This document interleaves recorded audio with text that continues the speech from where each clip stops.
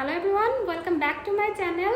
এবারে বাংলাদেশে আসার পরে চ্যানেলে যে সমস্ত ভিডিও দিয়েছি, আজকের ভিডিওটা বাংলাদেশ থেকে আপলোড করা শেষ ভিডিও হতে যাচ্ছে এবারের মতো। আগামীকালকে আমার ঢাকা টু মায়ামি ফ্লাইট রয়েছে এবং সব কিছু ঠিক থাকলে নেক্সটে কোনো ভিডিও চ্যানেলে আপলোড করা হলে সেটা ইউএস থেকেই করা হবে ইনশাল্লাহ। তো আজকে আমি একটা ভিডিও করতে যাচ্ছি, সেটা আমাদের এশিয়ান একটা কান্ট্রি আছে যেখানে পড়াশোনার বেশ ভালো অপরচুনিটি আছে, কম খরচে পড়াশোনার। এটা অনেক রিকোয়েস্টেড একটা ভিডিও, অনেকে আমাকে রিকোয়েস্ট করেছেন, নাম উল্লেখ করেও বলেছেন, আবার অনেকে বলেছেন যে কম খরচে কোন দেশগুলোতে পড়াশোনা করা যাবে, যেহেতু স্কলারশিপ সবার হয় না, সবার সিভি বা প্রোফাইল এতটা হাই থাকে না যে স্কলারশিপ পেয়ে যাবে। তো আজকের ভিডিওটা মেইনলি যারা সেলফ ফাইন্যান্সে যেতে চাচ্ছেন, কম খরচের দেশগুলো খুঁজছেন তাদের জন্য। আন্ডারগ্র্যাড, মাস্টার্স, পিএইচডি সকল মিডিয়ামের স্টুডেন্টরাই আজকের ভিডিও থেকে আশা করি কোনো না কোনো হেল্পফুল ইনফরমেশন পাবেন। তো আজকে আমি কথা বলবো এশিয়ার মধ্যে পপুলার একটা স্টাডি ডেস্টিনেশন জাপানে স্কলারশিপ এবং স্টাডি অপরচুনিটি নিয়ে। হ্যাঁ, অনেক স্কলারশিপ অপরচুনিটিও আছে জাপানে। আমি ইতোমধ্যে জাপানিজ গভর্নমেন্ট স্কলারশিপ বা নেক্সট স্কলারশিপ নিয়ে একাধিক ভিডিও দিয়েছি চ্যানেলে।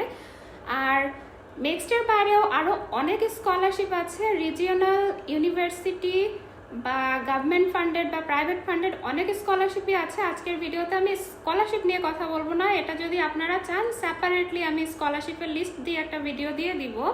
আজকে ওভারঅল স্টাডি অপরচুনিটি এবং সিনারিও যেগুলো আছে সে সমস্ত বিষয় নিয়ে কথা বলবো। তো ভিডিও শেষ পর্যন্ত থাকেন, আশা করি অনেকটাই হেল্প হবে। তো প্রথমে জাপান কেন, বিশেষ করে বর্তমানে আমরা বাংলাদেশের স্টুডেন্টরা হিউজ একটা প্রবলেম ফেস করছি, ভিসা রেশিও এবং ভিসা রিজেকশনের হারটা বিশ্বের অনেক দেশেই বেড়ে গেছে। বিশেষ করে সেলফ ফাইন্যান্সের স্টুডেন্টদের ক্ষেত্রে রিজেকশনের হারটা বেশি। তো সেই ক্ষেত্রে জাপান নিয়ে ভয় নেই, জাপানের এম্বাসি আমাদের ঢাকাতে আছে এবং ভিসা রেশিও অনেক ভালো, সো কোনো টেনশন নেই। কালচারাল যে ভ্যারিয়েশনটা, ডিফিকাল্টিসটা আমাদের ফেস করতে হয় ওয়েস্টার্ন কান্ট্রিতে, জাপানে এইটা অনেকটাই কম। আর মোস্ট ইম্পর্টেন্টলি জাপানে কিন্তু আইএলটিএস নট ম্যান্ডেটরি, আইএলটিএস ছাড়াই মিডিয়াম অফ ইনস্ট্রাকশন দিয়েই আপনারা ভর্তি হতে পারবেন। হ্যাঁ, যারা আন্ডারগ্র্যাড প্রোগ্রামে যাবেন তাদের জাপানিজ ল্যাঙ্গুয়েজ একটা রিকোয়ারমেন্ট থাকতে পারে। সকল ইউনিভার্সিটিতে সকল প্রোগ্রামে থাকে না, প্রোগ্রাম ভেদে জাপানিজ রিকোয়ারমেন্ট থাকতে পারে, সেটা আপনারা দেখে নেবেন। তবে ইংলিশ বেসড অনেক প্রোগ্রামও আছে। কোন কোন ইউনিভার্সিটিতে ট্রাই করবেন? জাপানে ওয়ার্ল্ড র্যাঙ্ক অনেক ইউনিভার্সিটি আছে, টপ 100-এর মধ্যে অনেকগুলো ইউনিভার্সিটি আছে। নাম উল্লেখ করে বলতে গেলে Tokyo university, Nagoya university, Kyoto university, আরও আছে তোহোকু ইউনিভার্সিটি আছে, ওসাকা ইউনিভার্সিটি আছে।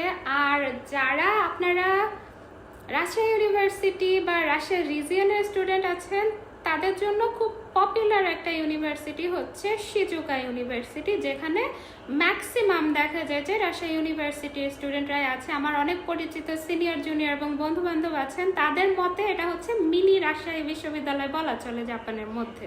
এর বাইরেও আরও অনেক ইউনিভার্সিটি আছে, ইঞ্জিনিয়ারিং টেকনোলজি থেকে শুরু করে জেনারেল সায়েন্স, আর্টস সবগুলোতেই আপনারা ইউনিভার্সিটি খুঁজে পেয়ে যাবেন। তো অনেকের একটা ভ্রান্ত ধারণা আছে, যেটা হচ্ছে জাপানে আন্ডারগ্র্যাড প্রোগ্রাম ইংলিশে অফার করা হয় না, জাপানিজ ল্যাঙ্গুয়েজেই পড়তে হয়। কথাটা সম্পূর্ণ ভুল। জাপানে এমন অনেক ইউনিভার্সিটি আছে যেগুলোতে আন্ডারগ্র্যাড প্রোগ্রাম ইংলিশে অফার করা হয়ে থাকে। আমি কয়েকটা ইউনিভার্সিটির নামে স্পেসিফিক্যালি উল্লেখ করে দিচ্ছি। মাস্টার্স, পিএইচডি আপনারা সবগুলোতে পেয়ে যাবেন।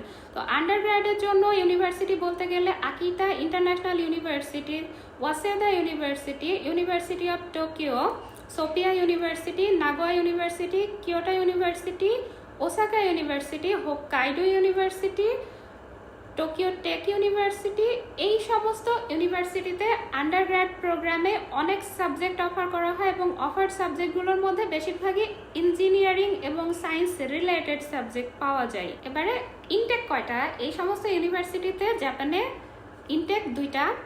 মেইন যে ইনটেকটা সেটা হচ্ছে স্প্রিং ইনটেক, যেটা এপ্রিলে শুরু হয়, এবং আরেকটা ইনটেক আছে পপুলার যেটা ইন্টারন্যাশনাল স্টুডেন্টদের মধ্যে, সেটা হচ্ছে সেপ্টেম্বর অক্টোবরে শুরু হয়। এই ইনটেকটা হচ্ছে অটাম বা ফলও বলা হয়ে থাকে। এই সেপ্টেম্বর আর অক্টোবর ইনটেকে কিন্তু ম্যাক্সিমাম স্কলারশিপগুলো প্রোভাইড করা হয়। সেলফ ফাইন্যান্সের স্টুডেন্টরা এই দুইটা ইনটেকে অ্যাপ্লাই করতে পারবেন। অ্যাপ্লিকেশন ডেডলাইনটা দুইটা ডেডলাইন আছে, একটা হচ্ছে নভেম্বর থেকে জানুয়ারি পর্যন্ত অ্যাপ্লিকেশন চলে, আর আরেকটা আছে যেটা সেপ্টেম্বর ইনটেকে, সেটা হচ্ছে এপ্রিল মে মাস পর্যন্ত অ্যাপ্লিকেশনটা চলমান থাকে। এবার একটু টিউশন ফিজের দিকে আলোকপাত করছি। ইউনিভার্সিটি এবং প্রোগ্রাম ভেদে টিউশন ফিজটা ভ্যারি করতে পারে, তবে আমি একটা ওভারঅল ধারণা দেই। আন্ডার গ্র্যাজুয়েট প্রোগ্রামের ক্ষেত্রে টিউশন ফিজটা পার ইয়ারে 4.5 লক্ষ থেকে 6.5 লক্ষ বাংলাদেশি টাকার মধ্যে ভ্যারি করে। মাস্টার্সের ক্ষেত্রে এই অ্যামাউন্টটা 4.5 লক্ষ থেকে 5 লক্ষর মতো একটা আপ ডাউন করতে পারে। আর পিএইচডির ক্ষেত্রে আমি এটা বলতে চাচ্ছি না, কারণ ম্যাক্সিমাম পিএইচডিতে যে সমস্ত স্টুডেন্ট করতে যায় জাপানে, তারা হয় কোনো স্কলারশিপে যায় অথবা প্রফেসরের পার্সোনাল ফান্ডিং থেকে রিসার্চ বা টিচিং অ্যাসিস্ট্যান্টশিপ হিসেবে একটা ভরণ পোষণের খরচ পায়, এবং সেই সাথে টিউশন ফিসটাও ওয়েব হয়ে যায়। এবারে লিভিং কস্ট কেমন লাগতে পারে, এটা আপনার জীবনযাত্রার মানের উপর ভ্যারি করবে স্বাভাবিকভাবেই। তবে জাপানে বেশ ভালোভাবে চলাফেরা করার জন্য বাংলাদেশে একটা স্টুডেন্টের অ্যাভারেজে 80,000 জাপানিজ ইয়েন হলেই এনাফ, যেটা বাংলাদেশি টাকায় বলা যায় যে 60 to 70,000 টাকার মতো লাগে। তবে টোকিওতে খরচটা একটু বেশি, দেখা যায় যে একটু রিমোট এরিয়ার যে শহরগুলো আছে সেই শহরগুলোতে আবার খরচটা কম হয়ে যায়। তো এই খরচটা কিভাবে উঠাবেন? জাপানে স্টুডেন্টদের ওয়ার্ক পারমিট আছে এবং অ্যাভেলেবল জবও পাওয়া যায়, ওয়েল পেইড জব পাওয়া যায়। স্যালারি যেটা দেওয়া হয় আপনাদের লিভিং কস্ট আপনারা অনায়াসেই কাভার করতে পারবেন। টিউশন ফিসটা এটা ডিপেন্ড করবে আপনি কি ধরনের কাজ করছেন, আপনার টিউশন ফিস কেমন, কত ঘন্টা কাজ করছেন, সেগুলো অনেকগুলো ফ্যাক্টর কাজ করবে। তবে পুরোটা না হলে অনেকাংশেই আপনারা তুলে ফেলতে পারবেন। আমার পরিচিতদের মারফত আমি যতটা জেনেছি, তারা কম বেশি সবাই নিজেদের tuition fees plus living cost সব কিছুই পার্ট টাইম জব করে ম্যানেজ করে ফেলেন, কোনো প্রবলেম হয় না। পার্ট টাইম জবের ক্ষেত্রে যখন সেমেস্টার চলবে, ক্লাস চলাকালীন সময়ে উইকলি 28 আওয়ার্স জব পারমিট রয়েছে, এবং যখন ছুটি থাকবে সেই সময় আপনারা পার ডে 8 আওয়ার্স পর্যন্ত জব করতে পারবেন। সামার ব্রেক বা উইন্টার ব্রেক বা অনেক সময় গভর্নমেন্ট হলিডে যেগুলো থাকে সেগুলোতে আপনারা ফুল টাইম জব করতে পারবেন। তো আমি কয়েকটা স্কলারশিপের কথা এখন বলে দিব যেগুলো আপনারা অ্যাপ্লাই করতে পারেন। আমি আগেই একটা স্কলারশিপ নিয়ে সেপারেটলি বলেছি, গভর্নমেন্ট স্কলারশিপ, যেটা মিক্সড স্কলারশিপ। আমার নিজের ছোট ভাই বছরে সিলেক্ট হয়েছে আল্লাহর রহমতে, সে সেপ্টেম্বরে চলে যাচ্ছে। আর এর বাইরে প্রতিটা ইউনিভার্সিটিতে জ্যাসো স্কলারশিপ আছে, যেটা স্টুডেন্ট সাপোর্ট ফান্ড থেকে দেওয়া হয়ে থাকে, সব ইউনিভার্সিটিতেই আছে। ইউনিভার্সিটি বেসড অনেক স্কলারশিপ আছে, আইডিপি স্কলারশিপ আছে, আইডিবি স্কলারশিপ আছে। আমি শিজুকা ইউনিভার্সিটির কথা বলেছি, তাদের ইন্টারনাল একটা স্কলারশিপ আছে যেটাতে আমি সিলেক্ট হয়েছিলাম, আমি যাই নাই, সেটা অন্য ব্যাপার। স্কলারশিপটার নাম হচ্ছে এবিপি স্কলারশিপ বা এশিয়া ব্রিজ প্রজেক্ট স্কলারশিপ। এমন প্রতিটা ইউনিভার্সিটিতে অনেক স্কলারশিপ আছে, আপনারা অ্যাপ্লাই করলে তখন ওখান থেকে স্কলারশিপ ডিটেলস দিয়ে আপনাদেরকে মেল করা হবে। ভিসার ব্যাপার যেটা বলেছি, আমাদের ঢাকাতে গুলশানেই জাপানিজ এম্বাসি আছে, সো সেখানে আপনারা অ্যাপ্লাই করতে পারবেন। স্পাউস ভিসার ক্ষেত্রে হ্যাঁ, জাপানে স্পাউস ভিসা অ্যালাউড। আন্ডারগ্রাড স্টুডেন্টদের ক্ষেত্রে স্পাউস ভিসা খুবই ডিফিকাল্ট। আর মাস্টার্স এবং পিএইচডি স্টুডেন্টরা স্পাউস নিতে পারবেন, তবে স্পাউসদের জন্য হিউজ একটা অ্যামাউন্টের ব্যাংক স্টেটমেন্ট দেখাতে হয়, অ্যাডিশনাল আরও অনেক কাগজপত্র করতে হয়। সো আপনারা কেউ চাইলে সাথে নিয়ে যেতে পারবেন না, পরবর্তীতে 6 মাস বা 1 বছর পরে আপনারা নিতে পারবেন যদি সকল শর্ত পূরণ করতে পারেন। পোস্ট গ্র্যাজুয়েশন জবের কথা যদি বলি, মানে লেখাপড়ার পর আপনারা কি করবেন সেটা যদি বলতে চাই, সেক্ষেত্রে জাপানে ওয়েল পেইড অনেক জব আছে। মিনিমাম স্যালারি দেখা যায় যে 2 লক্ষ থেকে 2.5 লক্ষ ইয়েন পার মান্থ স্যালারির জব অনায়াসে পেয়ে যান। আর টেকনিক্যাল ফিল্ডের বা ইঞ্জিনিয়ারিং বা আইটি সেক্টরের হলে এই স্যালারিটা এর থেকে অনেক বেশি পেয়ে যাবেন। এগুলো হাইলি ডিমান্ডেড জবের মধ্যে পড়ে।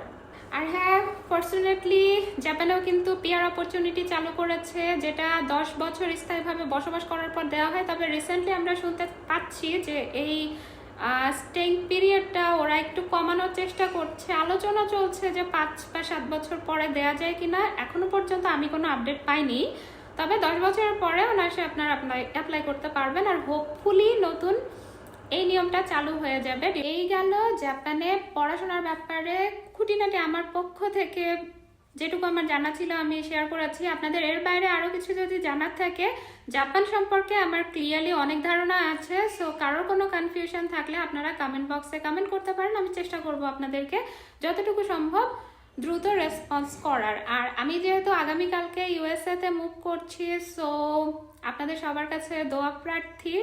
আমি চেষ্টা করব ওখানে যাওয়ার পরে ইউএসএতে স্টাডি অপরচুনিটিস নিয়ে সেপারেট একটা সিরিজ টাইপের করা, স্টেপ বাই স্টেপ। ভিডিও আজকে এখানে শেষ করছি। আপনারা সবাই ভালো থাকবেন, সুস্থ থাকবেন। আল্লাহ হাফেজ।